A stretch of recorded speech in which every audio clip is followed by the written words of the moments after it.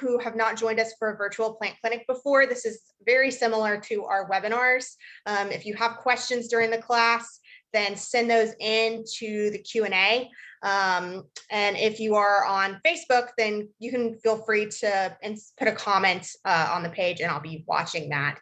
We are recording, so you can follow up with us afterwards, check our YouTube channel, and this will go up there if you have to leave early. So David, I'm gonna just go ahead and let you get started. Well, thank you. Good afternoon, Sally, and good afternoon, everybody. Thank you for joining us again for our virtual plant clinics. This has been a real pleasure on my part to have this opportunity to talk about essentially whatever happens to be on my mind. And I always look for topics that are appropriate to the time of year and such. So as Sally mentioned, today is going to be all about boxwood. This is a hugely popular plant. It's a part of many different landscapes, so I hope it's of interest to a lot of you. And even if you don't have boxwoods in your garden, I hope you'll stay tuned, because maybe you'll get inspired and want to add them to the garden. So anyway, we'll go ahead and get started. And like I said, this plant, not only is it hugely popular, it has a very long history with us in gardening. It first reveals itself, and records go back as far as 6,000 years in Egyptian gardens. And I should mention that boxwood really comes from, parts of Asia, even Africa, Europe. There are no native members of the boxwood family here in North America. So it's a completely introduced plant for us, but still is grown in such popularity. In fact, there's about 70 species of boxwood, and most of them are tropical. I didn't realize that until I was getting prepared for today, because I always think of the winter hardy ones that we use in our landscape. But really, our landscape boxwoods, they're comprised of about 4 different species, and really 1 or 2 species make up the bulk of it. So out of this family of plants, it's really going to narrow down to just 3 or 4 plants that we're going to talk about today. But there's many, many different varieties and cultivars. They're used for so many different good reasons. They're just for evergreens that we like to use for creating this sense of enclosure, kind of creating that walled environment in our gardens. They can be pruned, like I have this topiaried one over my shoulder here, so they can be shaped and pruned to serve as accents that are in there. And they can be low borders, they can be tall plants, give you a lot of privacy. So it's a really, really functional plant in our landscape. It fits so much with our history, because as Europeans, colonists came to this country, boxwood came with us. So we think of all the historic landmarks around us right here where we live in Northern Virginia. There's so many of these old home sites. I could be talking about anything like Mount Vernon, that's really famous for its boxwoods. We'll look at, Montpelier, to a lesser extent, but even down in Monticello and just old home sites, you find them everywhere. Think about boxwoods, the holiday decorating, and their greens. So they're a big part of our landscape. Also, the wood itself is very dense and very solid. And on some old plants, they could even use that wood for making bowls or making instruments and fine woodwork like that. So it's a really great group of plants. And I would say it has grown a lot in popularity over the last 10, 20 years, especially because it's deer resistant. Because as the deer continue to become more and more of a problem, and the versatility of boxwood and the fact that they've been proven to be very reliably deer resistant, the plant kind of had a resurgence and a renewed interest in our landscapes. But it's a finicky plant, or it can be. I've been working very closely with boxwoods, kind of on the plant doctoring side for 30 plus years. And I would say over those 30 plus years, for me, it really has developed to a love-hate relationship. I go back and forth depending on what day you talk to me and what the situation is. Now, I actually have boxwood hedge in my landscape, so you can see which side won out. But it's one of these things, like I said, they can make your day or they can break your day. And we're going to talk about all of this today, not just the good, happy side, but specifically some of the disease issues that come with it. And then culturally, how we can care for these plants. So we're going to try to cover the whole gamut on boxwoods this afternoon. And of course, what I don't include, then you will need to send a little question into the chat box and we will get it covered that way. So I'm just trying to get my picture started here. Excellent. So as I said, there really are, I'm going to talk about 3 species of boxwoods. Technically, there's might be 4 that we use in our landscapes, but really the one that is by far the most popular, the best known, the most widely planted is just what's called Buxus sempervirens, sometimes called the American boxwood or the common boxwood. They can live to be very old.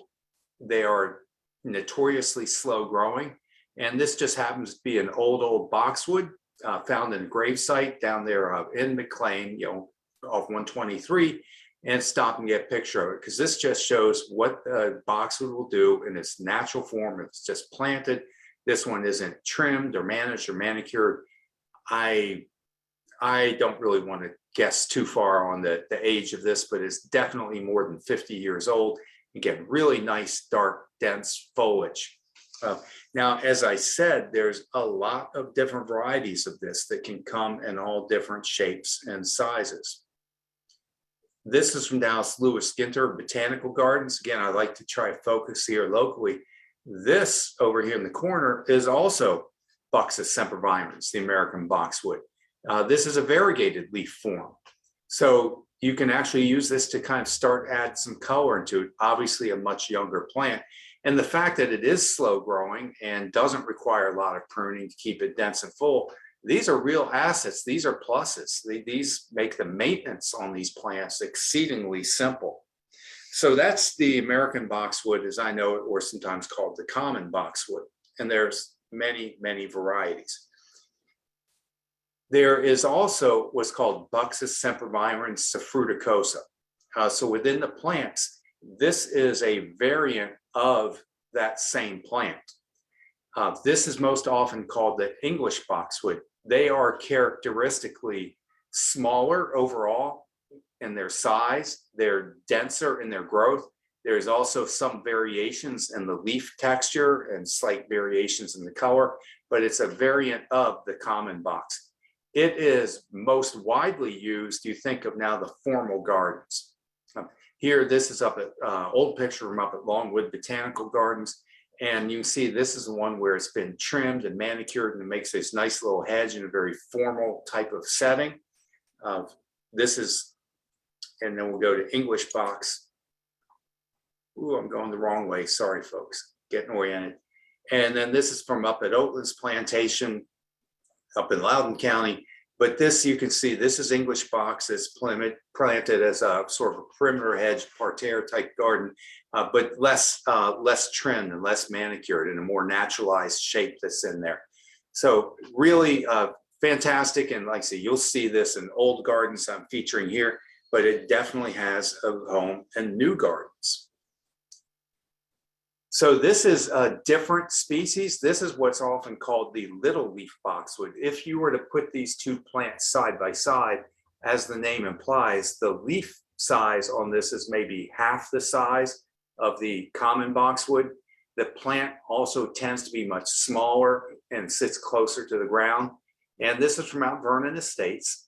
And because of it being a historical home site, the landscape needs to most closely match or replicate from the days that George Washington was there. So the design of these gardens is pretty much set in stone.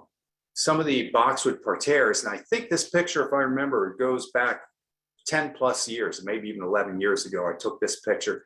Some of the boxwood gardens that had gone into decline and needed to be restored or brought back. So they were replanted in the same pattern and the same geometry and replanted with boxwoods. But in this situation, we did, or not we, they chose to reintroduce with newer varieties that didn't exist in George Washington's time, but these varieties are hardier, they're better suited to this type of culture and just going to perform better. So the couple that you see in here, this is the outer edge, kind of the perimeter of that is what's called Buxus sinica. That is native to Korea and Japan. It's often called a Korean boxwood. This particular is a variety, it's called Justin Brower's.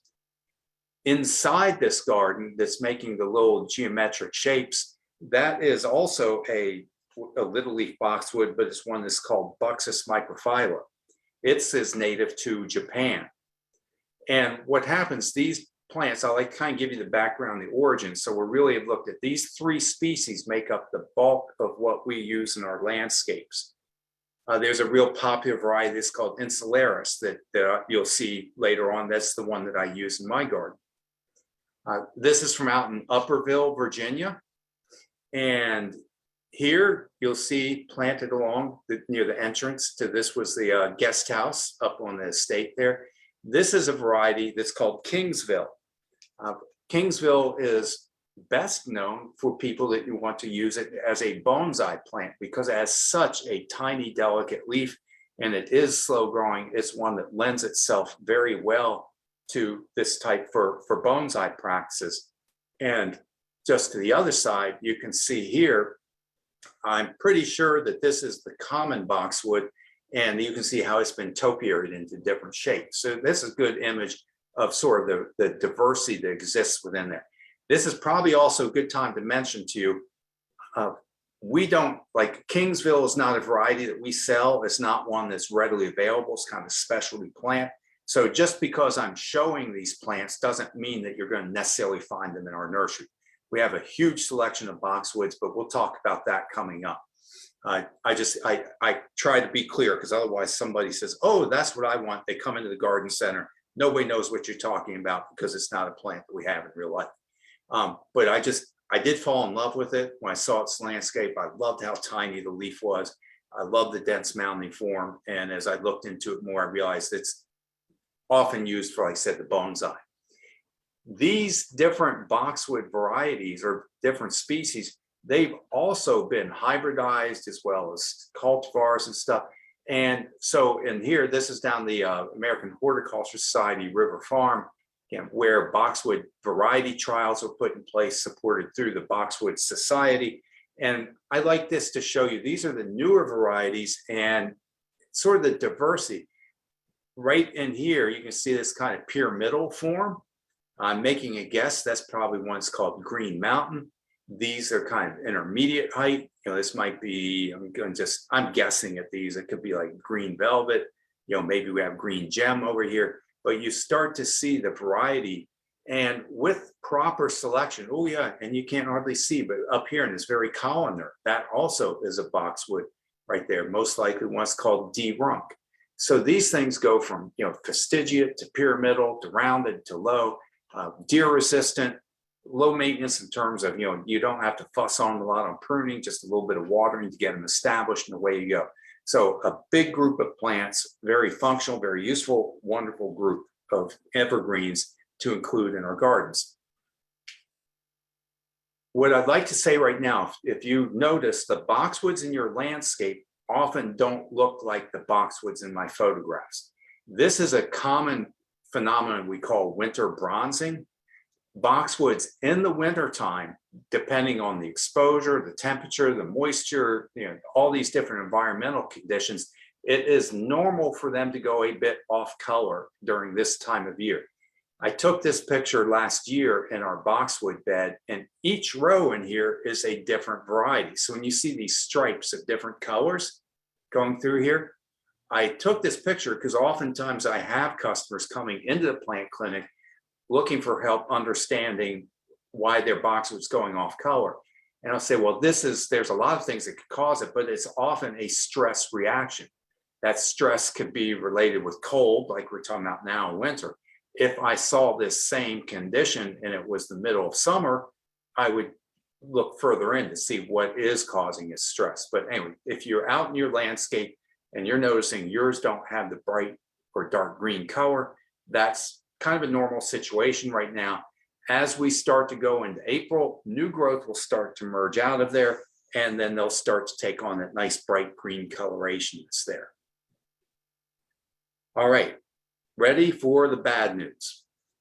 So as widely planted as this is and all the wonderful virtues we've been talking about, we started really seeing problems, where are we? It's 2022, so I'm going back like 10 plus years ago, with a pathogen that's called Boxwood blight. This disease came from Europe. It accidentally somehow gets transported and brought into the United States.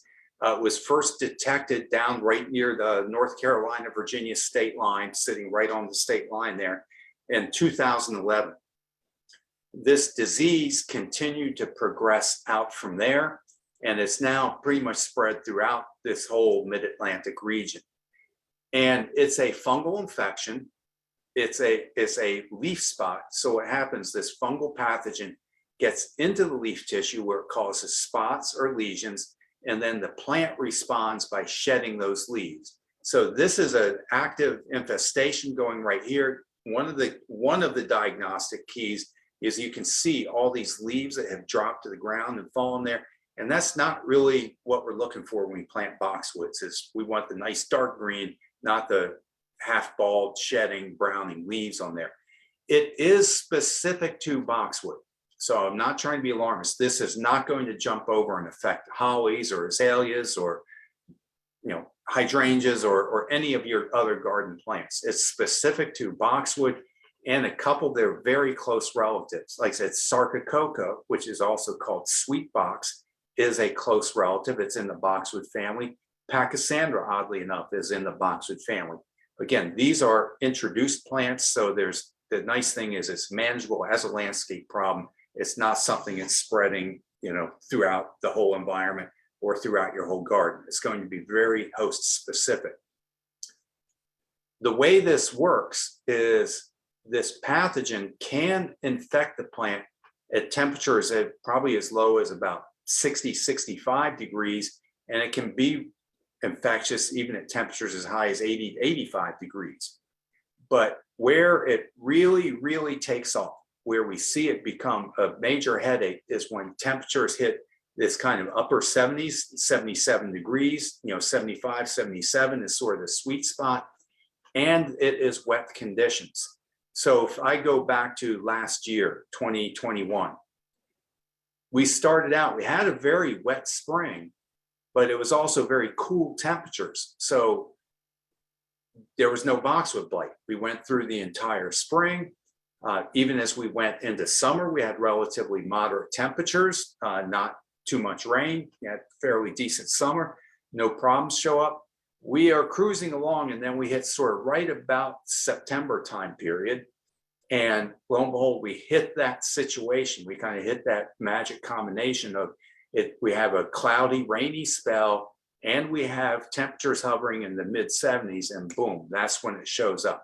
So this disease kind of comes and goes with the weather. Some years we have major headaches with it. Some years we don't even see it. The spores themselves, the way this disease transmits or spreads, unlike a lot of other pathogens, this doesn't really move on the wind or hardly even in the soil. What will happen is that the spores are on the plant. Those spores are what we call kind of sticky spores. They can stick to your clothing, they can stick to your skin, they can stick to the tools. So what will happen is if you are overworking on contaminated plants and then you walk over and continue to work on healthy plants, you become the spreader, the vector of it. If you take debris from your garden, like you saw those leaves that fall to the ground, and if you take that debris or that material or even mulch from that garden over and introduce it to others, this could be deer, squirrels, anything that goes from an infected plant, that's how it spreads to a new plant. So I emphasize that in that one of the ways that we can manage this is just really good sanitation practices. It's not going to just magically spread across your property. There has to be some kind of vector, some kind of organism that's spreading it around there. So that we can actually use to our advantage in terms of managing. I also just kind of point out here, the symptoms on this can be highly variable. The classic kind of textbook thing is that you'll get this little spot on here. It's a little purplish eye spot shows up on the leaf. It continues to progress. The leaf turns brown like this. These leaves will then drop and shed to the ground, and we'll actually see these little tiny black cankers that I'm trying to point out here. So when we're trying to diagnose this, we're looking for a group of symptoms, not a symptom, but literally a group of symptoms. And I like to be able to put all these things together before we actually make a diagnosis of what's going on. So this was a gardener that I was working with. You can see beautiful, lovely garden. And if you see right here in this little corner of the landscape, this is boxwood blight beginning to emerge in there. And we went out and we discussed all the different options that you have available.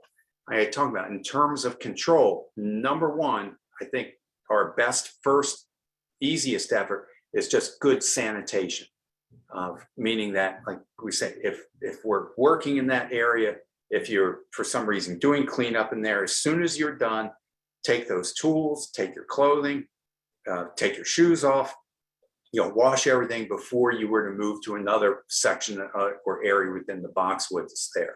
So cleanliness is always available to us. As I said, this pathogen, it infects plants that requires both a moderate temperature and wet leaf surface. In many of our gardens, and this is a part of what was happening here, this garden was under automatic irrigation. And so that irrigation is extending the period of leaf wetness. So simply by managing the irrigation, dropping how the heads are placed, reducing the frequency of it, the timing, managing our watering practices can do a lot to help with this.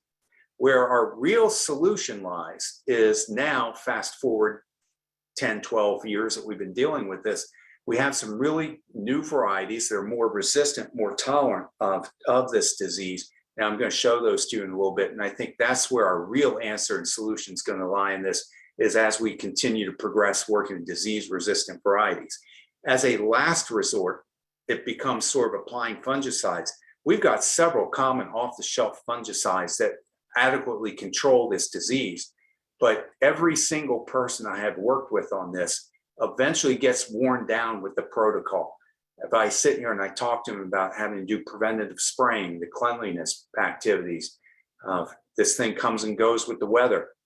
At some point in time, even the best, most determined gardeners just tend to give up on this. Sometimes it's a matter of years, sometimes it's a matter of months, sometimes they just decide from the very beginning.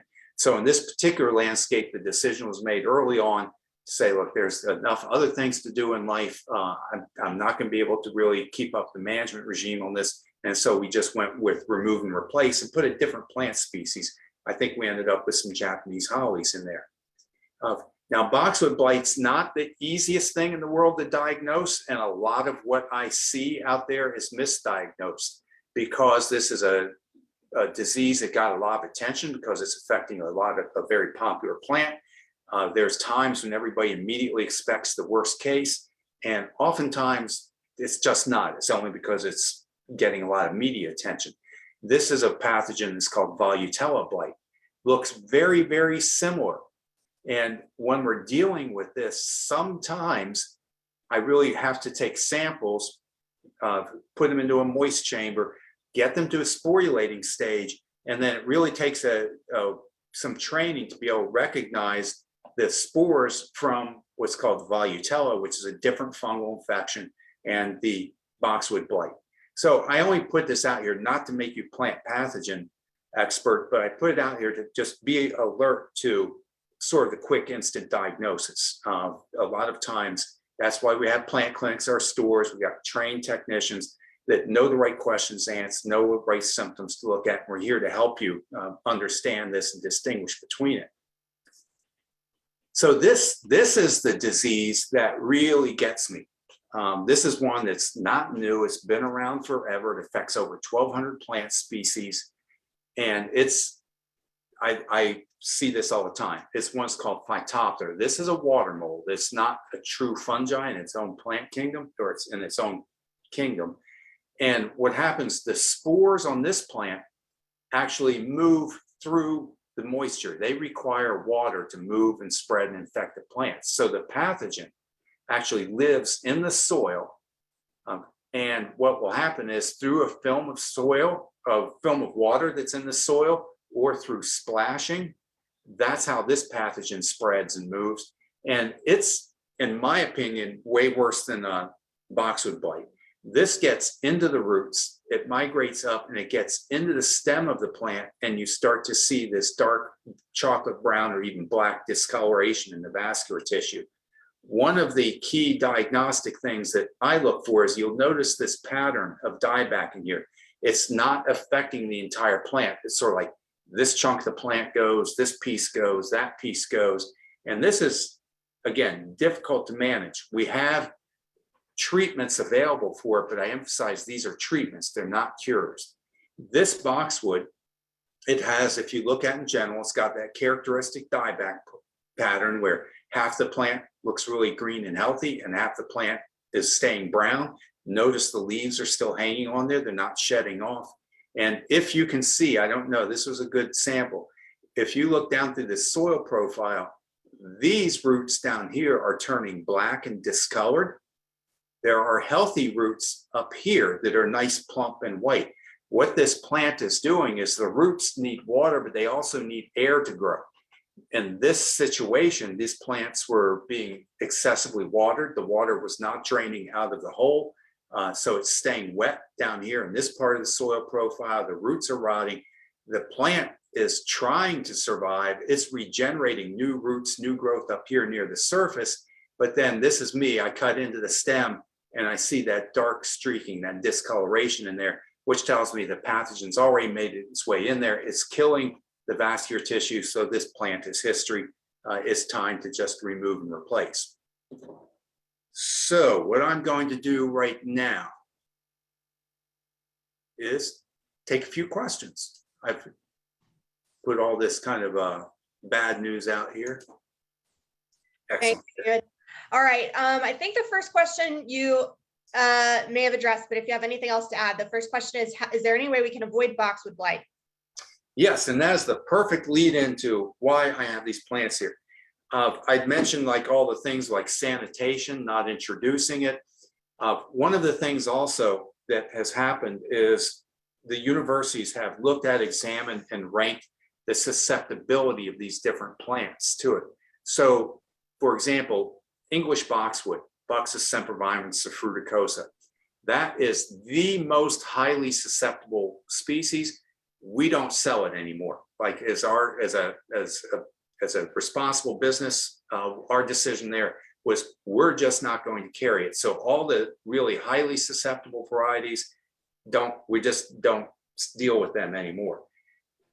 Some of the microphyllets, the little leaf boxwoods, show pretty good resistance. And what the breeders and growers are doing now is they are bringing out some new introductions. Like this is one of my favorites. It's called Little Missy.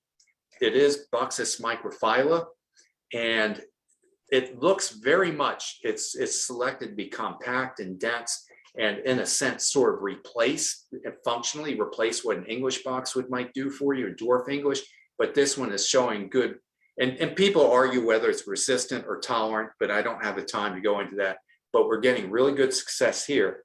One of our premier growers, the Sonder brothers, they actually were already selecting boxwoods for resistance to the boxwood leaf miner, an insect, and then this blight shows up.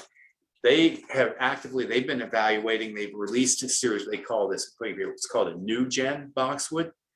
This is a Buxus microphylla, it's the little leaf boxwood, but they're selected to be sturdier, denser, rounder in their growth. They have a couple varieties that are out there. So in terms of what you can do to avoid boxwood blight is being careful on when you introduce new plants in your landscape, using resistant varieties. The boxwood blight has to come from somewhere. So that's back to my sanitation. Like I said, where I see this, my advice to people is always, first is like quarantine the area. We actually can see some pretty good success by literally covering the ground with a little bit of fresh mulch just to stop or cover any disease that's there. As a last resort, and then I will be done with this question, we can go to treatment regimes. Daconil, which has been around probably as long as I have been, it's nothing new, it's off the shelf. This fungicide is rated as excellent against boxwood blight. The limitation is the treatment's effective for 5 to 10 days. people get just discouraged or overwhelmed by the spraying and treatment regime. So it's not really a solution. It's a treatment if you get into trouble, but not a solution. And with that, let's go to our next question. All right, next question. What should you do if you find your boxwoods turning brown over the winter? This particular person has 2 boxwoods and one of them turned brown, but the other didn't. But it's, again, over the winter. So what do you recommend? So a good starting place might be just send me some pictures or send them Sally and she'll relay them over. A lot of times, if you go back to that picture I showed earlier, where it turns brown, but the leaves are still hanging on there, that could be Phytophthora that's in there. That's just off my top of my head. That's usually what it is, but I don't want to make that diagnosis without getting a little more information. If I'm correct on that, then we'll work through it. There's really no good news in that story. It ends with you removing the plant. But let's get a better diagnosis before we proceed there. If it was just winter bronzing, I would expect it to affect both those plants. That's why I'm thinking we might have a disease issue. Sounds good. And then that leads into the next question, which is how do you prevent that bronzing in the winter? You really don't. That's Okay. the characteristic of the plant. Now the growers select varieties and they look for varieties that claim to hold their color better in the winter than some other varieties. I also think sometimes those claims are a little bit overstated. So it's kind of normal to see that with all of them. If they're in a very sheltered environment where they're protected from drying winds, I think they seem to hold up a little bit better. But it's a fairly normal thing and not anything to be too concerned about. All right.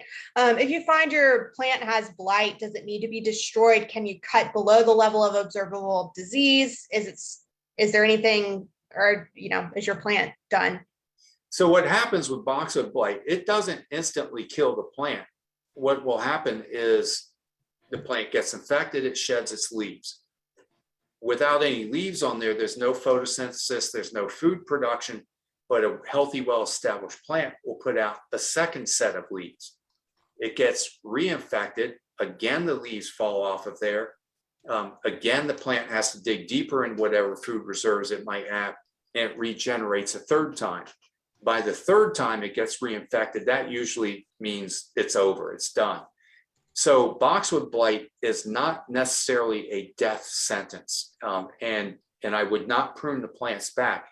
If you encountered a plant and if you were determined to undertake this, first we'd have to clean up all the dead fallen leaves, really sanitize the area, get as clean as possible, start you on a preventative fungicide application program to try to salvage the plant. Now, a lot of people, I said, will try this, but eventually get worn out. When it gets time to replace the plants, then yes, you need to get all of that plant out of there. You want to clean up the surface of the soil. You want to make sure there's no leaves left behind. Even rake back if you got the top couple inches of mulch, clean that off of there. Really get back to clean, undisturbed soil before you start replanting in that area. All right, that's great. We have a lot of questions coming in about pruning. So I'm scrolling through some others here to see if you want to move on to talk about some other things, that's fine. About pruning, because I know we're going to run out of time and we're going to have questions. You'll address about 12 of our questions that have come in if you discuss pruning. So yeah, I love talking about pruning, and that's why we put it in our little slide set here. So this is down Mount Pelier in Central Virginia. So this is what's called common box, American box, and what they've done, a very formal allay along here, and they just get sheared like this. Boxwood, you'll hear people say, oh, don't shear them, don't shear them. What can happen is if you're shearing it like this over time, you get this, what I call this kind of crust of green, where you've got nice green foliage, but it only goes about 1 or 2 inches deep into the plant. And if you open this up, you kind of start to see a little bit down in here. It's just all bare wood, because the plant is reacting to this shearing by getting this proliferation of little twigs and growth at the tips. No sunlight's penetrating into the interior. and no sunlight getting in the interior, there is no growth. It all browns out. There's no good air circulation in there. Sharing the slides. We can't actually see them. Sorry. Okay. So you probably can't see that either. I am not technical, guys. I'm probably. No, that's all right. We're good. We've let me see if I can hand the share screen. Well, so click your share screen button again and see if you can repick the PowerPoint page. Okay, I am having trouble making this go away. Sorry about this, folks. Sorry, guys. Every now and then we have technical issues. Yeah, it's not a technical issue. It's a user issue here. We call it a technical issue. It's fine. All right. What did I do?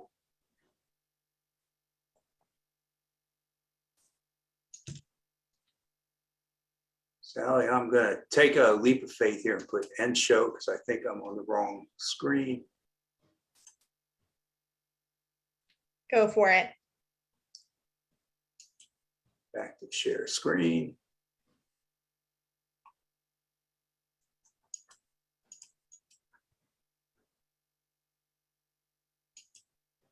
Oh, there it goes. All right, so we're back in business, folks. Just get to my slideshow.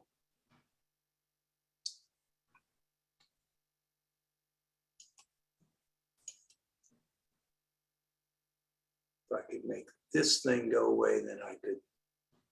There's usually a button in the bottom right corner, or you can just scroll down if you want, just to the slide that you wanted to show, because we can see the full PowerPoint screen, so that's fine. Oh, you can? Okay. Oh yeah, I mean, we can see the slides now. So if you want to just leave it like that, I think we're good. If I could make this little thing up top go away, I could get to where I can view the show. Well, it'll go. So yeah, we left off, we were talking about some of the diseases. Let's talk about pruning. Like I said, if you're shearing the plants, you start to get this kind of this crust on there. So what we really want to do is what I call thinning the plants. So what you can see in this image right here, I hope you can see, is that what we're doing is we're actually reaching into the plant and sort of taking plugs out of there, as I call it. And what we're doing is we're creating these openings in there that allows the sunlight to get in there, that allows the air to get into it. And then the plant can kind of renew itself in there. Right now is a really good time to be pruning boxwoods. We like to do our pruning, I would say sometime between now and the 1st of April. I'm sorry, folks, this thing is really kind of annoying me because I can't. We have a tip from someone to press F5. See, that's the problem. I can't hardly. That's okay. Yeah, no worries. We've got, for those of you who haven't, I suppose, seen our setup, he's got a laptop sitting, as you can see, kind of far away from him. But so yeah, well, this is better than the time my internet just completely cut out. The whole thing went down. We're doing great. We're doing good, David. Don't worry about it. Because you're looking at the after picture right now, where I wanted to show you the before picture. And if I could just make this little thing go away. Are you trying to make your Zoom menu a different size? Yeah, I want that thing to go away. Try double clicking on it and it'll expand it so that then you can drag the menu size around. Like if it's full screen. I can't see your screen, so it's kind of hard for me to tell. Okay. Now I think we are going to get back into business. All right. Thank you. So this is the little leaf boxwood, Boxwood insularis, and this little hedge right along my front wall. This is so what I did in this case is we went in, and this was done the very last week of March. You can see some pansies in bloom, daffodils coming up in there. When you see how sparse it is, see all these little holes, these little openings in there, those I created. So this little hedge was growing out over the walkway. It was kind of where this whole situation started. So I need to bring it back in, keep it off the walk. And I use these, I do want some of a somewhat formal look to it. So the first thing I did was to go in there with hand pruners, and this is a little tedious, but clean out, create all these little openings, these little holes that are in there. And then after thinning it out, at that point, I did go through with some shears and trimmed it to keep it that kind of formal look there. So here I'm combining both thinning and shearing with it. Then I took my camera or my phone, and sort of stuck it down inside the plant. So what you're looking at here, these are the old woody stems that are emerging out of the ground. And you'll see several weeks later, this is what I'm talking about, this new growth that's coming back on the interior of the plants. So by doing this, I've got more foliage in the plants, more foliage, it's more photosynthesis, more food production. This also seems to reduce a lot of problems that people might have in terms of storm damage when the ice and snow collects on it. Again, these are small plants, but when we had that real heavy snow back in January, I didn't lose a single branch out of these plants. And that's one of the things that we seem to discover when we're pruning it. And then this is the finished image that we see right here. So as we start going back into May and all the new growth comes back in there. And so I was pretty happy to see how that turned out. So again, with our pruning, right now is an excellent time to do that, sometime between now and April. If you can, like I said, you want to go in selectively thin them out like that. And then if you'd like to do just a little bit of light shaping with some shears, that's okay, but we'll keep stingy with it. So with that, we'll go back to questions. All righty, great. We have had a lot of questions come in, so I don't think we're going to have time for all of these. But David, if you have anything else you want to cover, just cut me off when it's time. The insects, I don't care if we get to that. That was put in there because I knew we would run out of time. Sounds good. All right. So first question about pruning is how do you, when you're working with your pruners, how do you actually clean them off to make sure that they're disinfected? Oddly enough, now, I mean, we just, we tend to use, this isn't perfect, but we'll just sometimes just take like those hand sand, those Clorox bleach towelettes and clean those up. And that does pretty good. With boxwood blight in particular, though, let me say, I thought it was interesting. Lysol was one of the most effective in terms of if we're trying to make sure we don't spread diseases around. Wiping your pruner blades down with Lysol is one of the best disinfectants out there. Okay, that's it. We actually just had a question about that on Pam Powers' rose pruning class. All right, next question. What's the best time to prune your boxwoods? Right now, like I said, to me, if I was going to try to reduce their size or do any kind of significant pruning, because to me, I hope we're like the really cold winters behind us now, so I'm not too worried about winter stress. But I like to do my pruning before the new growth starts to emerge, which is just seems like it's going to be an early spring. We see a lot of boxwoods where the buds are starting to swell. So let's try to do it between now and the 1st of April. If you have to go to mid-April, so be it. But let's get it done between today and 1st of April. Okay. If you have really large boxwood hedges, do you recommend pruning in the same way that you showed pruning your smaller boxwoods from your house? Yes. One thing I want to say about boxwoods is like a lot of times we talk about hollies. Hollies, you can take a holly that's 6 feet tall, you can cut it down to 12 inches tall, and that holly will rejuvenate itself. You can do this heavy renewal pruning. Boxwood, I don't like to do that. Boxwoods don't respond really well to that. So if, for example, I had a really overgrown boxwood that was 6 feet tall and I wanted to bring it down to 3 feet tall, that would be a slow process that I'd do a little at a time over a period of 3, 4, maybe even 5 years, to where you gradually are bringing it down size over years. So what I was talking about, if you want to go out there right now and do the thinning on there, reduce the density of it and just a little bit of light shearing around the tips to shape it, I'm cool with that. I just want to be really clear. I would not do a real heavy pruning on it because these are slow growing plants. They need time to rejuvenate and renew themselves between pruning episodes. And I have had too many experiences where they go in with a real aggressive pruning and then the plant just does not rejuvenate. It just kind of fizzles out on us.